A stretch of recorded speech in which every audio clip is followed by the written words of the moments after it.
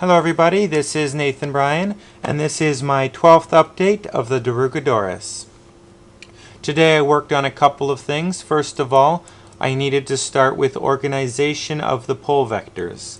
If you remember yesterday, the pole vectors were kind of all clustered in this area with no rhyme or reason as to what joints they were controlling.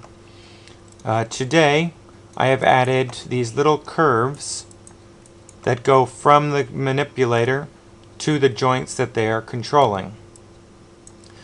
And these will always point at those joints, which means that at all times I will know which one of these controllers controls which set of joints.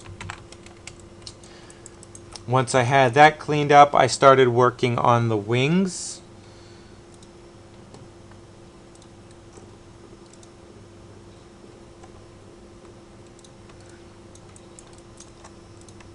And I started using one span joint system for each of the little bends in the elbows or the armpits, just to make sure that I have all of those covered. When working on rigs like this, you must first think of what do you want the rig to do, what kind of actions. For this rig, I really wanted two things to happen. One, for me to be able to flap the wings via the tips as well as the centers. And secondly, I wanted to be able to scale the joints inward to allow for a look like the wing is being retracted into the body, hugged into the body.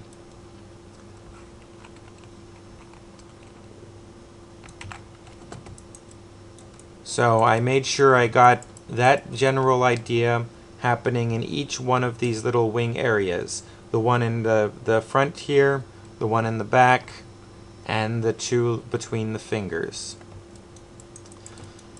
As this one was the most difficult, I'm kind of leaving it for last. These ones are a bit simple. So I started with something that was a bit average just to make sure that my idea will work. So I put out the joints, and then I used insert joint tool to make sure I had a straight line of two span joints. So there's 1, 2. The ends don't count. I then used these joints to come up with how I was going to control them.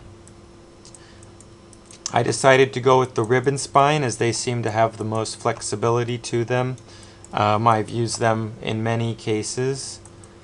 So I used that by putting a ribbon spine between the wrists and the hind leg. This will allow me to stretch between the two legs, as well as have a joint in the center that can control that flapping motion. I turned the ribbon spine into a slightly modified ribbon spine, making sure that the center of these squares were pretty close to where these joint systems were pointing.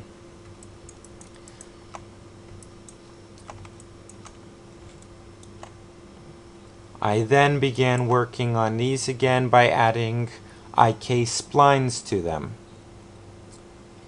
As a test, it seems to be working so far, but I have not gotten into very much detail with it. I'm going to use arc length to make sure that these IK splines are going to scale up and down,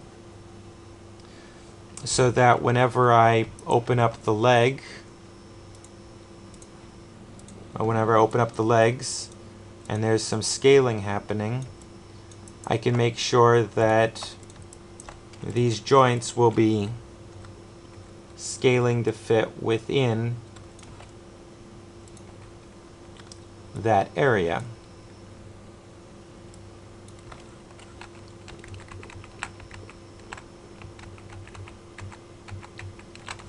So right now I haven't gotten it to function yet fully because it is a very detailed rig. I am sure by next week you will see progress on the entire wing. So stay in touch. Everyone have a great afternoon and happy rigging.